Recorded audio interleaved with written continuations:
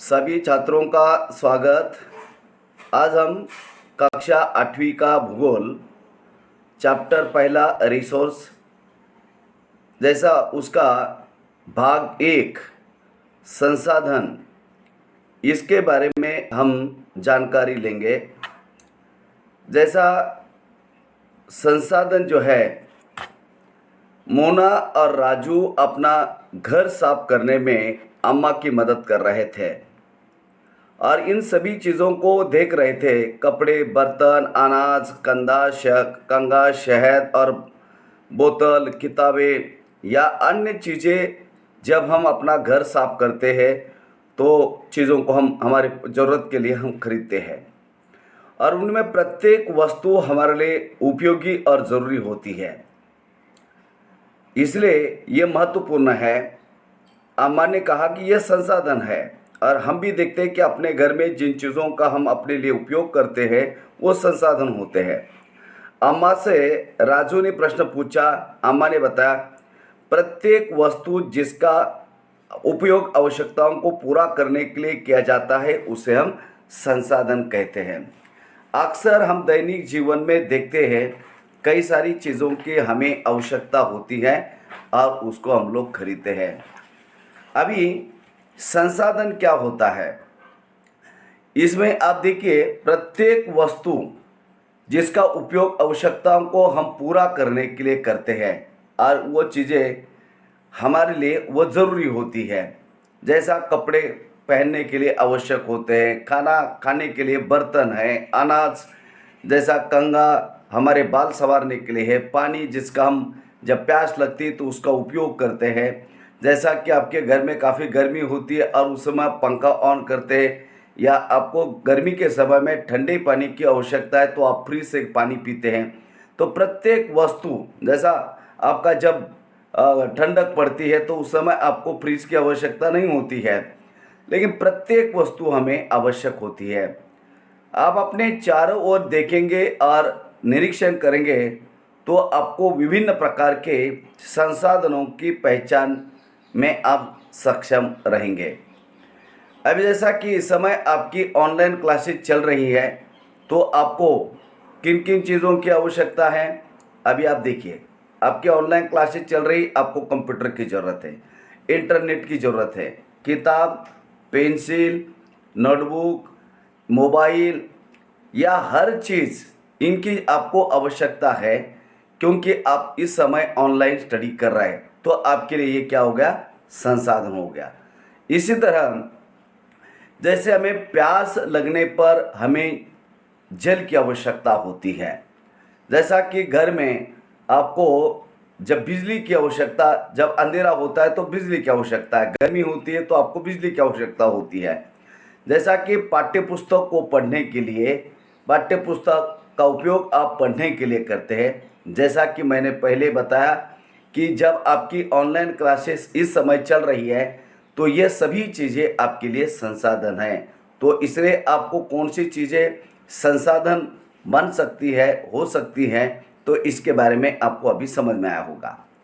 अब ये संसाधन की उपयुक्तता और प्रायोजकता क्या है। अभी देखिए, जल, विद्युत, रिक्शा, सब्जी और पाठ्य पुस्तक, उनमें से सभी वस्तुओं का हम उपयोग करते हैं।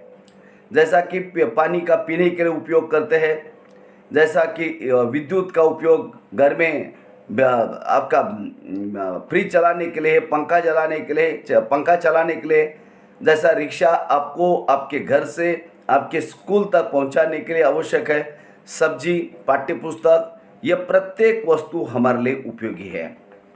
अभी एक वस्तु अथवा पदार्थ की उपयोगिता अथवा प्रायोजकता उसे संसाधन बनाती है। अब देखिए, प्रत्येक चीज़ हमारे लिए आवश्यक होती है और जैसा कि हम इन संसाधनों की प्रायोजकता और उपयोगिता, ये दोनों चीज़ें हमारे लिए महत्वपूर्ण होती है। अब इसमें यदि आप देखते हैं संसाधन का मूल्य कैसा बढ़ता है। अब ये इसमें कोई भी वस्तु का संसाधन वह कैसी बनती है। वस्तुएं उस समय संसाधन बनती है जब उनका कोई मूल्य होता है। मूल्य ने उसकी कीमत, इसका प्रयोग अथवा उपयोगिता उसे मूल्य प्रदान करते हैं। सभी संसाधन मूल्यवान होते हैं। हो सकता है अभी इस समय आपके ऑनलाइन क्लासेज चल रही है, इसके पहले आपको लैपटॉप की आवश्यकता नहीं होती होगी। अभी कभी कभार आप लोग मोबाइल से अपना काम निपटाते होंगे, लेकिन आज आपको आवश्यकता है लैपटॉप की, तो इसलिए उसका मूल्य बढ़ गया। जैसा आपके घर में टैब है, आप उसका उपयोग नहीं करते थे।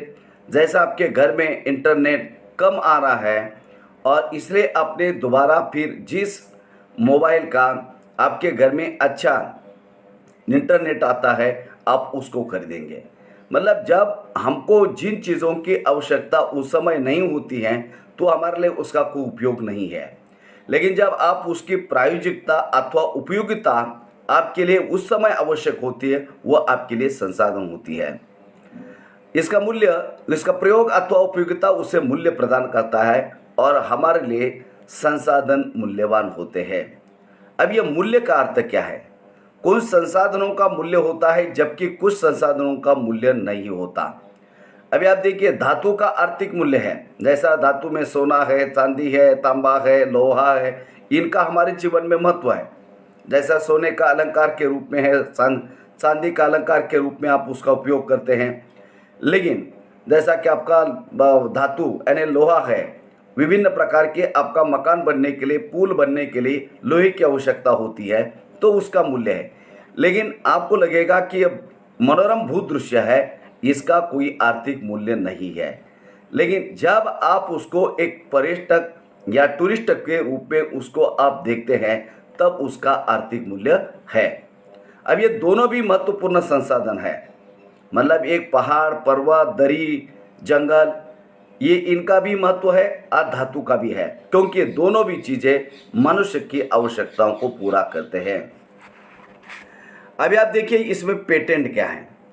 कुछ संसाधन समय के साथ आर्थिक रूप से मूल्यवान हो सकते हैं।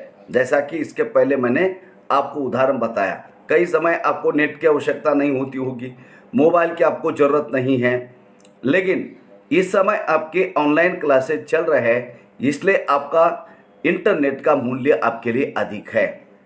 जैसा कि अभी दूसरा उदाहरण आप देखिए, जैसा कि पेटेंट में आपकी दादी के घरेलू नुस्खे का आज कोई वाणिज्यिक मूल्य नहीं है। मान लीजिए कि आपकी दादी घर में बढ़िया अचार बना रही है, लेकिन उसका कोई वाणिज्यिक मूल्य नहीं। लेकिन यदि आपके दादी माँ के पास उसका पेटेंट है, तो वो मेडिकल फर्म के द्वारा बेचकर उसका आर्थिक मूल्य वह प्रदान कर आर्थिक मूल्य रूप से मूल्यवान हो सकता है। तो इसी तरह पेटेंट का अर्थ है, इसका तात्पर्य किसी विचार अथवा आविष्कार पर एकमात्र अधिकार है, मतलब उनके सिवा दूसरा किसी का अधिकार नहीं है, तो उसको हम पेटेंट कहते हैं। अब यह समय और प्रौद्योगिकी क्या है? समय और प्रौद्योगिकी दो महत्वपूर्ण कारक है जो पदार्थों का संसाधन में परिवर्तित कर सकते हैं, और दोनों भी लोगों की आवश्यकताओं से संबंधित है। अब उसमें लोगों के विचार, ज्ञान, आविष्कार की खोज ने चीज़ों को संसाधन बना दिया है। अभी आप देखिए, आग की खोज ने खाना पकाना शुरू किया, तो इसके पहले क्या है, जब आग की खोज नहीं हुई थी, तो लोग कंदमूल या फल या विभिन्न प्रकार की चीज़ें जो जंगल में मिलती थी, नैसर्गिक प्राकृतिक रूप से उसको वो खाते थे। लेकिन जब आग की खोज हो गई, तो उसके बाद जैसा कि मांस पकाकर खाना लोगों ने शुरू कर दिया। अब ये समय के साथ परिवर्तन आ गया, उसमें टेक्नोलॉजी आ गई। जैसा पहिए की खोज ने नवाश्म युग में परिवहन की खोज, जैसा कि उसमें पहिया की खोज हो गई, तो उसमें परिवहन के साधनों का विकास हो गया, लोग एक स्थान से दूसरे स्थान पर जाने लगे। इसी तरह आप देखेंगे, जल विद्युत बनाने की प्रौद्योगिकी ने तेजी से बहते जल में ऊर्जा उत्पादन करके एक महत्वपूर्ण संसाधन बना दिया। लेकिन पहले पानी बहता था, लेकिन उसके बारे में प्रौद्योगिकी अथवा टेक्नोलॉजी लोगों को मालूम नहीं थी। लेकिन जैसा जैसा समय बीतता गया, वैसा वैसा लोगों ने, जैसा कि उसमें टेक्नोलॉजी आ गई, और बहते जल पर आज आप देखेंगे हाइड्रो इलेक्ट्रिकल पावर यानी जल विद्युत निर्मित हो रही है। अब ये संसाधनों के प्रकार क्या है? उसमें पहला प्रकार आपका प्राकृतिक, मानव निर्मित और मानव। तो ये आपके संसाधनों के प्रकारों में आते हैं। उसके एक एक के बारे में हम देखेंगे। अब यहाँ पर टाइप ऑफ नेचुरल रिसोर्सेस मतलब प्राकृतिक संसाधनों के प्रकार आप देखिए। जैसा सूर्य, ये एक प्राकृतिक संसाधन, उससे हमें ऊर्जा मिलती है। जैसा जंगल, जंगल ये ज़मीन की रक्षा करता है, उसके रूट्स, और वनों से हमको भिन्न प्रकार के फायदे होते हैं। जैसा ये पत्थर शैल, उसमें अलग अलग प्रकार के आपके धातु होते हैं। जैसा मिनरल्स है, जैसा जानवर है, हवा, इसकी हमें आवश्यकता है। जैसा कि पेट्रोलियम, डीजल, ये जो है ऑयल, वो भी हम ज़मीन के अंदर से निकालते हैं। और पानी के बगैर तो हमारा जीवन नहीं है। और ये पौधा, फसल, ये हमारी जो खाने के लिए उसका उपयोग होता है। तो ये सभी प्राकृतिक संसाधन हमको प्रकृति से मिलते हैं। जो संसाधन प्रकृति से प्राप्त होते हैं और उसमें हम किसी प्रकार का संशोधन के बिना ही उसका हम उपयोग में लाते हैं, तो उसको हम प्राकृतिक संसाधन कहते हैं।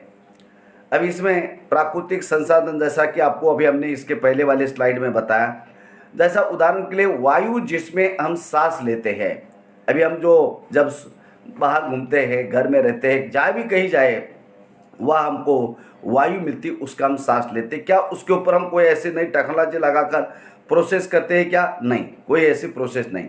जैसे कि नदियों के और झीलों का जल, जैसा हमको प्यास लगी, हम नदी का भी पानी पीते, झीलों का भी पानी पीते, उसमें हम नए प्रोसेस करने की ज़रूरत नहीं। मृदा, जैसा मृदा का उपयोग फसल उत्पादन के लिए, और जैसा कि हमको मकान बनाने के लिए या अनेक कामों के लिए हम मृदा का उपयोग करते हैं। जैसा कि मृदा के अब ज़मीन के अंदर आपको अलग अलग प्रकार के धातु मिलते हैं। जैसा खनिज, ये भी एक प्राकृतिक संसाधन है, और ये सभी चीज़ें हमको प्राकृतिक रूप से मिलती है। बहुत से संसाधनों का प्रकृति के निःशुल्क उपहार है। अभी आप देखेंगे, उसके लिए हमें कोई पैसा देने की आवश्यकता नहीं है, और ये हमको प्रकृति से ये चीज़ें निःशुल्क मिलते हैं, जिनका हम सीधा उपयोग कर सकते हैं। जैसा पानी का आज हम लोग उपयोग कर रहे हैं। जैसा कुछ प्राकृतिक संसाधनों कुछ प्राकृतिक संसाधनों का उपयोग करने के लिए औजार और प्रौद्योगिकी की आवश्यकता होती है। अभी आप देखिए, हमारे ज़मीन के अंदर पेट्रोल, डीजल, केरोसिन या डांबर, ये सब चीज़ें मिलती हैं, लेकिन उसके ऊपर हमने क्या किया?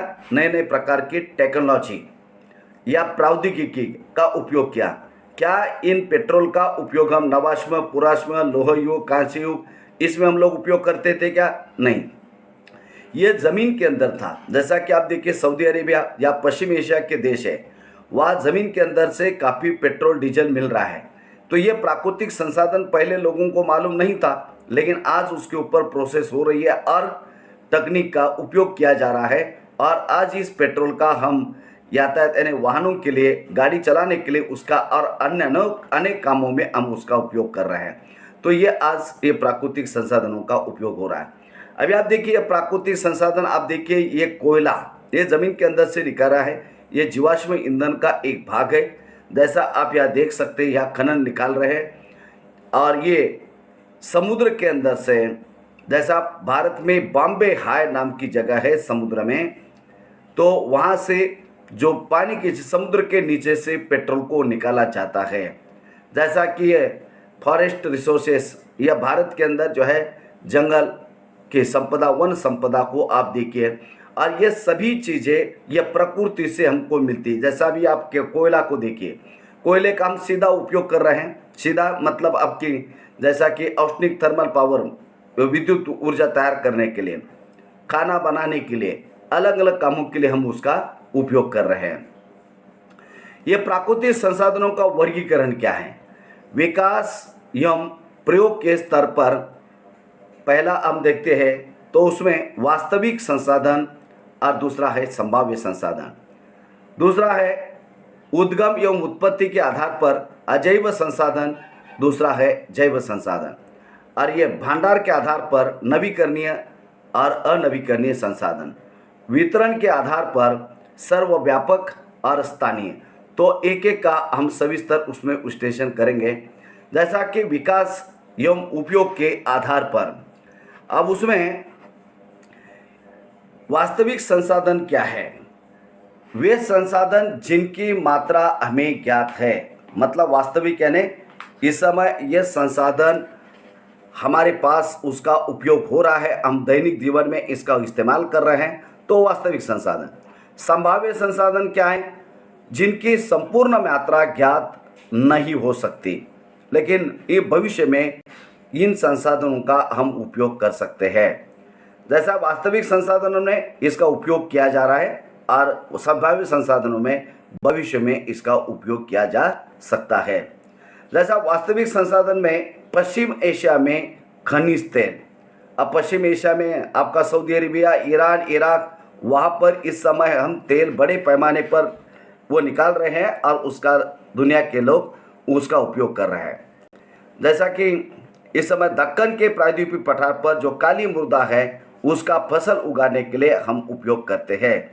जैसा कि संभाव्य संसाधन में इस समय हमारा प्रौद्योगिकी स्तर बहुत निम्न होने के कारण हमारे पास पर्याप्त रूप से उन्नत साधन नहीं है। जैसा कि यहाँ पर लद्दाख में पाया गया यूरेनियम, आज भी आप लोग देखते हैं 200 वर्ष पूर्व तीव्र गति वाली पौने एक संभाव्य संसाधन थी, किंतु आज इसका वास्तविक संसाधन के रूप में हम उपयोग कर रहे हैं। जैसे नीदरलैंड के पवन फार्मों में पवन चक्की के प्रयोग से ऊर्जा उत्पन्न हो जाती है। इस प्रकार के पवन फार्म तमिलनाडु के नागरकोइल तथा गुजरात के तट पर भी आप देख सकते, और उससे हम आज जो पवन चक्कियों के जरिए बिजली तैयार कर रहे हैं। अभी आप दूसरा देखिए, उद्गम और उत्पत्ति के आधार पर अजैव यानी निर्जीव वस्तुएं। अब निर्जीव क्या है? मृदा, चट्टाने, खनिज, ये निर्जीव है। और जैसा कि जैव क्या है? सजीव वस्तुएं, जैसा पेड़ पौधे, प्राणी, मनुष्य, यह सभी, क्योंकि आज मानव भी एक संसाधन है, तो ये सभी जैव चीजें हैं। इसके अलावा भंडार के आधार पर, अब ये स्टोरेज के आधार पर आप देखेंगे, नवीकरणीय जो संसाधन शीघ्रता से पुनः प्राप्त किए जाते हैं, मतलब एक बार उपयोग करने के बाद दोबारा हम उसका उपयोग कर सकते हैं। अब उसमें अनवीकरणीय संसाधन भंडार के एक बार समाप्त होने के बाद उन्हें प्राप्त होने के लिए हजारों साल लगते हैं। यह अवधि मानव जीवन के अवधि से बहुत दूर है। अभी आप देखेंगे, हमने 1 लीटर पेट्रोल का मोटा बाइक चलाने के लिए उसका उपयोग किया, तो वह संसाधन आपको बनने के लिए लगभग 1000 साल लगते हैं। मान लीजिए कि आपके तालाब का या गांव के आपके कुएं का पानी गर्मी के समय में यदि वह ख़त्म होता है तो बारिश होने के बाद दोबारा पुनर्प्राप्त हो सकता है। जैसा कि आप देखेंगे, ये इनमें से कुछ असीमित है और उन पर मानवीय क्रियाओं का असर नहीं पड़ता। असीमित मतलब जब तक आपका सूर्य रहेगा, चांद रहेगा, तब तक आपको सौर ऊर्जा, ये सूर्य जब तक है तब तक आपको सूर्य ऊर्जा, तो सोलर ऊर्जा से आपको कोई दिक्कत आने वाली नहीं। आप उसका कितने भी इस्तेमाल करो और वो कभी समाप्त होने वाला नहीं। लेकिन अनवीकरणीय संसाधनों के भंडार सीमित है। जैसा आपका कोयला है, पेट्रोल है, डीजल है, प्राकृतिक गैस है, इसका आप अधिक जितने बड़ी पैमाने पर उपयोग करेंगे एक दिन वो खत्म होने वाला है, लेकिन सौर ऊर्जा आपकी खत्म होने वाली नहीं। अन्य कुछ संसाधन जैसे जल, मृदा, वन पर लापरवाही से भंडारों पर असर उसका पड़ सकता है। जैसा हमारे घर में बिजली की आवश्यकता नहीं है, लेकिन हम बिना मतलब चला रहे, तो उससे आपकी एक दिन ये सभी समाप्त हो सकते हैं। जल असीमित नवीकरणीय संसाधन प्रतीत होता है, फिर भी जल की कमी और प्राकृतिक जल स्रोतों का सूखना आज विश्व के बहुत सारे भागों में एक बड़ी समस्या आती है। और ज़्यादातर गर्मी के समय आपने देखा होगा कि पानी की किल्लत का सामना सभी लोगों को करना पड़ता है। तो इसी तरह हमने ये भंडार के आधार पर नवीकरणीय और अनवीकरणीय संसाधनों का हमने सही तरीके से भविष्य को देखकर, आने वाली पीढ़ी को देखकर हमने उपयोग करना चाहिए। और स्पेशली उसमें अनवीकरणीय संसाधन कोयला, पेट्रोल और प्राकृतिक गैस उसके इस्तेमाल हमने सीमित रूप से रखना चाहिए, ना कि ज़्यादा उसको बर्बाद करना चाहिए। वितरण के आधार पर एक है सर्वव्यापक, जो संसाधन सभी जगह पर पाए जाते हैं। अभी आप देखेंगे जो रिसोर्सेस है, जैसा वायु जिसमें हम सांस लेते हैं, ये आप पर्वत पर, पठार पर, कहीं भी आप जाइए, इवन शीत ध्रुवों पर आप जाइए, कहीं भी आप जाइए, आपको वायु मिलेगी। जैसा कि इसको हम जहाँ पर वायु जिसमें हम सांस लेते हैं, यह सर्वव्यापक है, कहीं भी आप जाइए। स्थानीय क्या है? जो वे संसाधन जो कुछ निश्चित स्थानों पर पाए जाते हैं, जैसा लौह अयस्क, पेट्रोल, जैसा कि पश्चिम एशिया के अंदर लौह अपना पेट्रोल बड़े पैमाने पे मिलता है। जैसा झारखंड में वहाँ पर कोयला या लोहा बड़े पैमाने पर मिलता है, लेकिन कई जगह पर वह मिलता नहीं। मतलब वितरण के आधार पर आप देखा जाए तो सभी जगह पर आपको ये प्राकृतिक संसाधन नहीं मिलते, और इसलिए हमने उसका संभाल कर इस्तेमाल करना चाहिए। अब ये प्राकृतिक संसाधनों के वितरण क्या है, तो उसमें भूभाग, मतलब कई भागों पर आपको काफ़ी पेट्रोल डीजल मिलता है। जैसा कि हमने देखा पश्चिम एशिया में कई जगह पर पानी की कमी नहीं है और कई जगह पर पानी बहुत ज़्यादा है। इसके अलावा जलवायु, मतलब आपका जो क्लाइमेट है वह भी प्राकृतिक संसाधनों के ऊपर असर डालता है। ऊंचाई, वो भी एक आपके वितरण का कारक है। इसी तरह आप देखेंगे कि इन पृथ्वी पर इन कारकों में विभिन्नता के कारण प्राकृतिक संसाधनों में असमान स्थिति पैदा हो रही है। तो आप देखेंगे कि हम इन प्राकृतिक संसाधनों का सही तरीके से इस्तेमाल करना चाहिए। तो अब ये संसाधन जो अध्याय है उस पर हमने 2 वीडियो बनाए हैं। तो आपने पहला वीडियो देखा और दूसरा वीडियो भी आपको देखना है, और उस ज़्यादा से ज़्यादा आप इस वीडियो को आप देखें और शेयर करें। धन्यवाद।